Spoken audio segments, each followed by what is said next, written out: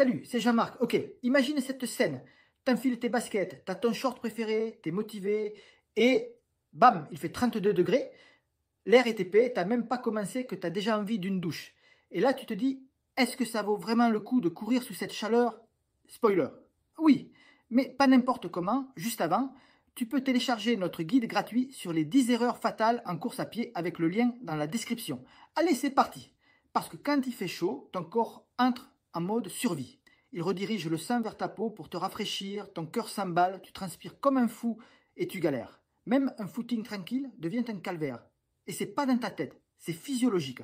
Mais voilà le twist, cette galère-là, elle peut te faire progresser. Vraiment. Quand tu t'entraînes sous la chaleur, avec intelligence, hein, pas comme un bourrin à midi en plein soleil, ton corps s'adapte.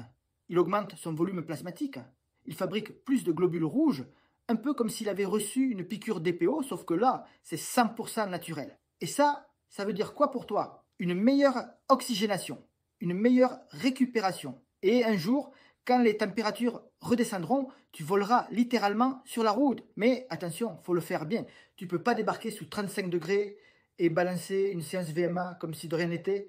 Sinon, tu finis à plat, cramé ou blessé.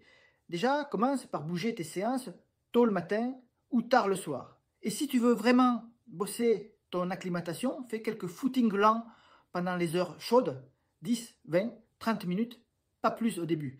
L'idée, c'est d'habituer ton corps petit à petit et surtout, hydrate-toi. Et pas juste avec de l'eau, parce que quand tu transpires, tu perds aussi des électrolytes. Si tu bois que de l'eau, tu dilues ton sang, tu risques une hyponatrémie, et là, c'est direction l'hôpital. Donc pense aux boissons isotoniques avec un bon apport en sodium. Autre point clé, surveille ta fréquence cardiaque, au repos comme à l'effort. Si ton cœur s'emballe pour un simple footing, c'est que ton corps lutte. C'est normal au début, mais ça doit se stabiliser après quelques jours. Et si tu vois que tu dors mal, que tu n'as plus faim ou que tu traînes une fatigue bizarre, ralentis. Tu n'es pas en train de devenir fainéant, tu es juste en train de t'adapter.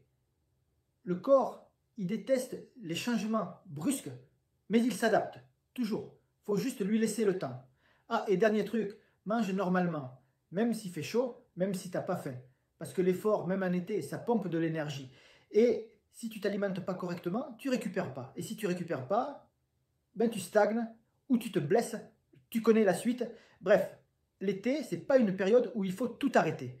C'est une période où il faut adapter, bouger tes horaires, réduire l'intensité, suivre tes sensations, boire intelligemment et t'offrir un levier d'adaptation incroyable. Et si tu as un plan structuré avec des séances courtes, précises, adaptées à la chaleur, c'est encore mieux.